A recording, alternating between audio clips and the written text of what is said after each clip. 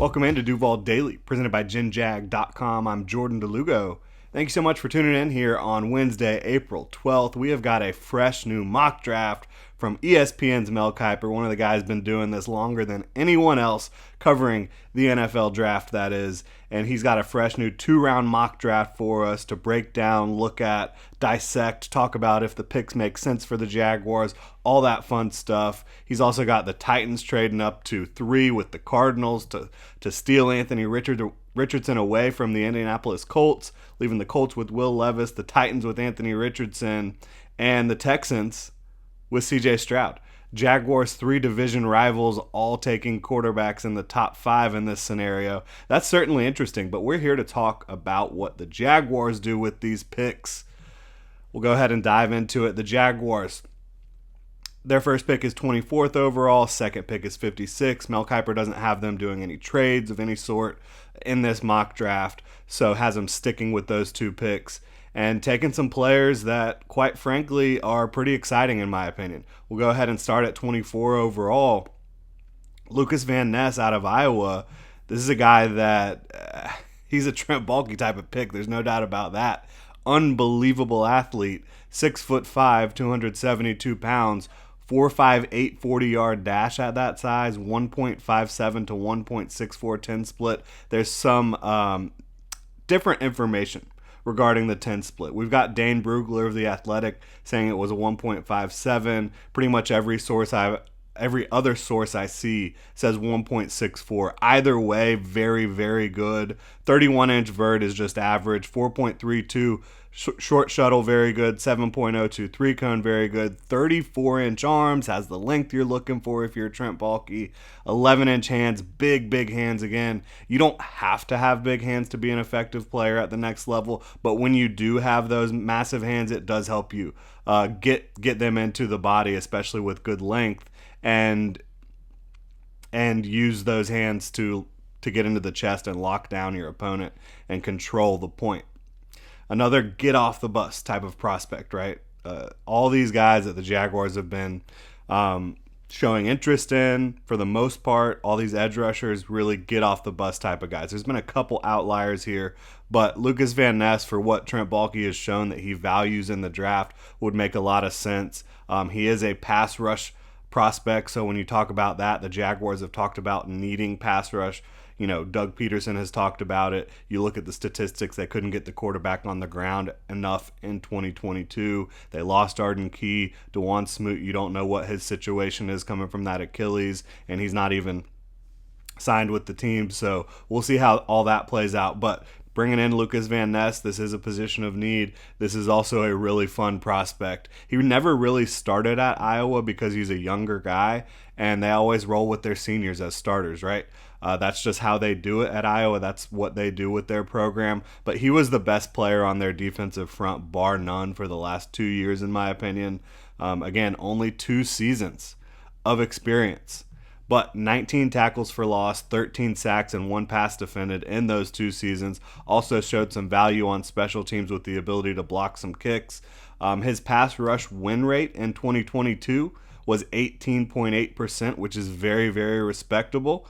One of the better pass rush win rates, according to PFF, in the 2023 draft class. He's behind, of course, Will Anderson, Tyree Wilson, Nolan Smith, but 18.8, very good. This is an ascending talent, a redshirt sophomore coming out of Iowa here.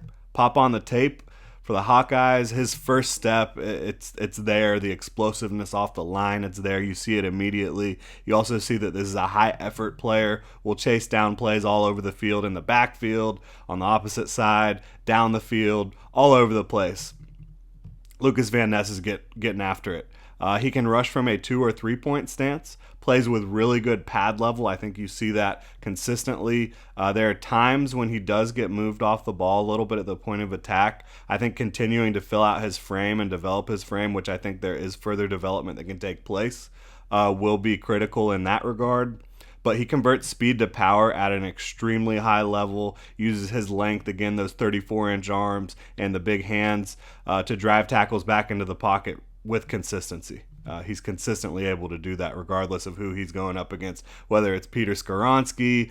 He had some great battles with Paris Johnson Jr. This is a guy that has been battle tested against some of the best tackles in this class and has more than held his own, again, as a younger prospect.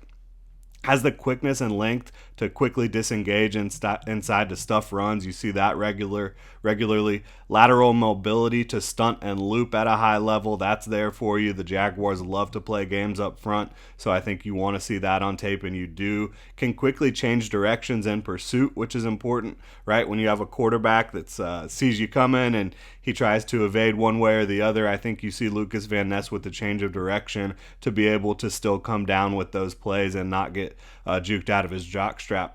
An incredibly strong punch. I've seen him knock DeJuan Jones in the next week with one well-placed punch. DeJuan Jones is one of the biggest men you will ever see in the NFL draft. Lucas Van Ness knocked him backwards about 3 feet. Violent finisher at the ball, legitimate versatility to play up and down the line depending on the situation. I think you can play him as a 3-4 defensive end in base. You can kick him inside when you're in your nickel packages trying to heat up the quarterback, rush from that spot. You can also rush him from the edge. He can do all that for you. I like him a lot for the Jaguars at 24 as a rotational rusher early. That again has some versatility and can help you against the run as well. And a chess piece starting defensive lineman long term. I think that's what you could see from a Lucas Van Ness, projecting him into the future beyond the 2023 season. Damn sure bet that Trent Baalke likes this profile. Like, absolutely. For me, when it does come to edge, he is up there in my rankings. He's not quite the top edge available here for me, but would I be stoked about the Jaguars making a pick like this? Yes, because look, the Jags, they've talked about it, they need pass rush. They need pass rush from the outside. They need some from the interior. Long term, they want to keep developing this defensive front. I think you've got some contracts that are expiring, like Josh Allen is on the final year of his deal. You've got Devon Hamilton on the final year of his rookie deal. You've got Foley Fatukasi entering a big year for the Jaguars, bringing in some fresh talent, making sure that this defensive front is fortified for the long term. Makes a lot of sense for me. And not only does it fortify you long term, but I think in 2023, yeah, Lucas Van Ness can come in and help you out. He is not the most refined pass rusher. But his pass rush skill set, the traits are incredible. And you just see his ability to get inside of, get his hands inside of opponents with his long arms, with his explosiveness off the ball, with his big, strong hands, and drive them back. And I think that's going to be a valuable skill set. And he just has more experience rushing the passer than a guy like Trayvon Walker did coming out of Georgia. More experience just being able to pin his ears back and get after it. But again, you do need to see a development arc for Lucas Van Ness. You want to see him become a more refined pass rusher over the first couple years of his career, but I do think he can come in and make an impact as a pass rusher early. Would I value him as high as someone we talked about yesterday, like a Myles Murphy? Personally, no, I wouldn't. And I'm not sure. Let's see, is Myles Murphy still on the board here? I don't think he is for the Jaguars. No, he came off the board at 20. You also had, in terms of edge rushers coming off the board, you also had Tyree Wilson coming off the board to the Cardinals at 11. Obviously, Will Anderson coming off the board at 6 to the Lions. You had Nolan Smith to the Falcons. So yeah, at this point, would a Lucas Van Ness be my top pass rusher available? Yes. Would he be my top prospect available? No, but he would be one of the top prospects on my board. So I think you could feel really, really happy about this type of pick for the Jacksonville Jaguars if he falls all the way to 24. And getting into their second round pick, 56 overall. The Jaguars, they addressed pass rush in the first round. What else do they need to do? They need coverage players. They have Tyson Campbell and Darius Williams, who they feel great about. Trey Herndon has a lot of experience playing outside and inside. Is it good experience? I think that's debatable. definitely want to upgrade the back end of that secondary. You want to upgrade your CB3 spot. 56 overall, the Jaguars bring in Cam Smith. This is a guy we've talked about a ton on this channel. All you got to do is go back and watch some of the other draft episodes. But for him to fall to 56, that would represent a massive steal in my opinion. But it does seem like there's a lot of folks out there that are a lot lower on him than I am. Does he need to improve as a technician in some areas? Yes, but most prospects do. For me, though, this is an alpha competitor. Absolute alpha competitor with very, very good athleticism, very good ball skills, the size and length you need to play inside or outside, has experience playing inside and outside, primarily an outside corner in college at South Carolina, but has full games worth of experience playing inside, going up against guys like Jalen Hyatt, some other talented SEC receivers. If he comes in and attacks the cornerback position like a pro, he's going to be a very high-end starter for a long, long time in this league. I have no doubt about that when you talk about Cam Smith. And to land him at 56 overall, again, a huge steal for me. He's just under 6'1", 180 pounds, but generally shows more play strength than you'd expect from a 180-pound frame. So I'm not really concerned with that. 31 and 5/8 inch arms at his size, that's just fine. You've got the length you're looking for. 4.43 40-yard dash, very good. 1.49 10 split. You love that. That's blazing off the line that first 10 yards with a 40-yard dash. 38-inch vert, excellent. 134-inch broad, really, really, really good. That's top-tier stuff right there. Allowed less than 50% completion rate in each of the last 2 seasons. 16 career pass breakups, 6 interceptions. I'd be happy with this guy at 24.